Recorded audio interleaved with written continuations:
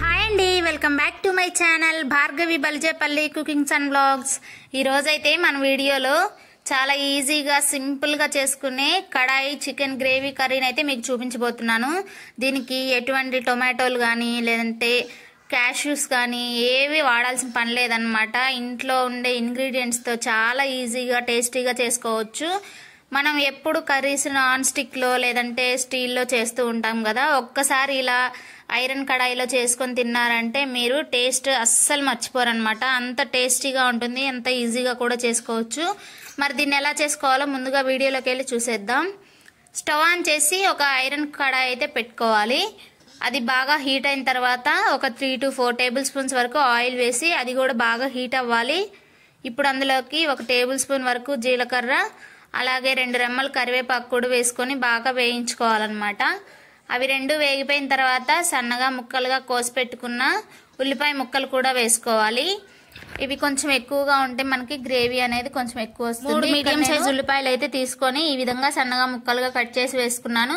దీన్ని మనం ఎంత బాగా ఫ్రై చేసుకుంటే అంత మనకి కర్రీ టేస్ట్ ఉంటుందన్నమాట. మరి పచ్చి పచ్చిగా ఉంటే కర్రీలో ముక్కలు అలా తగులుతూ ఉంటాయి. ఇలా బ్రౌన్ షేడ్ వచ్చిన తర్వాత ఇందులోకి 2 టేబుల్ స్పూన్స్ వరకు అల్లం వెల్లుల్లి పేస్ట్ కూడా వేసుకోవాలి. ఇది ఎంత బాగా ఫ్రై అయితే అంత టేస్టీగా ఉంటుందన్నమాట. తర్వాత ఇందులోకి ఒక 1/2 టీ స్పూన్ అంతా పసుపు కూడా వేసుకొని మొత్తం మిక్స్ చేసేసుకోవాలి. ఇప్పుడు ఇదంతా ఫ్రై అయిన తర్వాత ఇందులోకి మనం నీట్గా వాష్ చేసి పెట్టుకున్న 1 kg చికెన్ అయితే వేస్తున్నాను నేను ఇక్కడ. మీరు క్వాంటిటీకి తగినట్టు వేసుకోండి. 1/2 కిలో చికెన్కి 2 ఉల్లిపాయలు అయితే సరిపోతాయి. నేనైతే 1 కిలో చికెన్ అయితే వండుతున్నాను ఇక్కడ. ఈ చికెన్ మొత్తం వేసుకోవాలి. ఇప్పుడు ఇందులోకి మనం రాళ్ళుప్పు అయితే వేస్తున్నాను నేను ఇక్కడ. మీరు సాల్ట్ అయినా వేసుకోవచ్చు. ఇలా కొంచెం రాళ్ళుప్పు వేసుకొని గరిటె పెట్టుకొని మొత్తం నీట్గా కలిపేసుకోవాలన్నమాట. ముక్క అనేది ఎక్కడ చెదరకుండా నీట్గా ఈ విధంగా గరిటెతో పెద్దగా అట్లకాడితో కలుపుకున్నామంటే చక్కగా కలుస్తుంది. ఇప్పుడు దీనికి మూత పెట్టుకొని దాంట్లోంచి వాటర్ ఊరుతాయి అన్నమాట. చికెన్లోంచి మనం ఏం వాటర్ యాడ్ చేసే పని ఉండదు. ఇక్కడ చూడండి, నేను తర్వాత 5 నిమిషాల తర్వాత మూత తీసి చూపిస్తున్నాను కదా, మనకి చక్కగా చికెన్లోంచి వాటర్ అయితే ఊరిపోయాయి కదా. ఒకసారి దాన్ని అలా కలుపుకొని ఇప్పుడు ఇందులోకి మనము కారం వేసుకోవాలన్నమాట. ఇప్పుడే కారం వేసుకుంటే మనకి ముక్కకు అనేది పడుతుంది. ఇక్కడ నేను మా కారానికి తగినట్టు 3 టేబుల్ స్పూన్ల కారం అయితే వేస్తున్నాను అనమాట. మీరు మీ కారానికి తగినట్టు వేసుకోండి.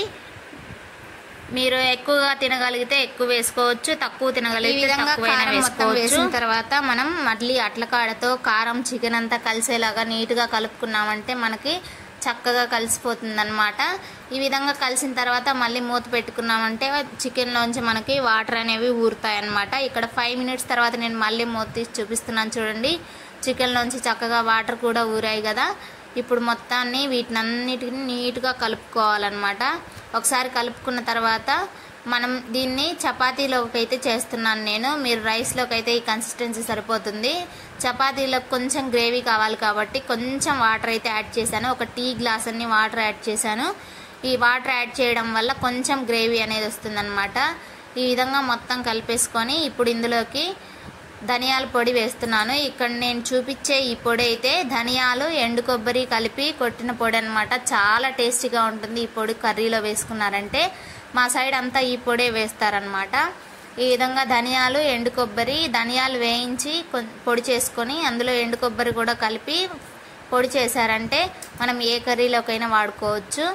ఇలా అది మొత్తం వేసిన తర్వాత ఒకసారి మళ్ళీ నీట్గా ఈ విధంగా కలుపుకొని ఒక 10 నిమిషాల సేపు మూత పెట్టుకున్నామంటే మనకి చక్కగా మసాలాలు అన్నీ ముక్కకైతే నీట్గా పడతాయన్నమాట. ఈ విధంగా మూత పెట్టుకొని ఒక 7 to 10 మినిట్స్ ఉంచుకుంటే సరిపోతుంది. మళ్ళీ ఎక్కువగా ఉంటే మాడిపోయే ఛాన్సెస్ అయితే ఉంటాయి. ఈ విధంగా చూడండి, చక్కగా ఆయిల్ అయితే పైకి తేలింది కదా మనకి. ఇప్పుడు కరెక్ట్గా చికెన్ అనేది ఉడికినట్టు అన్నమాట. స్టేజ్లో మనం గరిటె పెట్టి కలిపామంటే ముక్క చెదిరిపోయే ఛాన్సెస్ అయితే ఎక్కువగా ఉంటాయి. అందుకని ఈ స్టేజ్లో గరిటె పెట్టకూడదు. ఇప్పుడు ఇందులోకి గరం మసాలా వేసుకోవాలన్నమాట. ఇక్కడ నేను 1/2 టీ స్పూన్ అయితే గరం మసాలా వేసాను. ఎక్కువ మసాలాలు వేయను అనమాట. ఇలా గరం మసాలా వేసుకున్న తర్వాత లాస్ట్లో ఫైనల్గా సన్నగా తరిగి పెట్టుకున్న మనం కొత్తిమీర కూడా వేసుకున్నామంటే మన చికెన్ కర్రీ అయితే రెడీ అయిపోతుంది.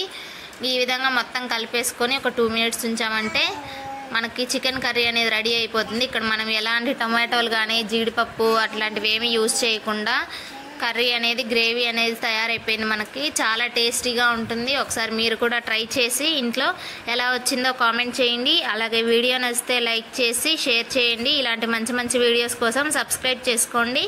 Bye bye.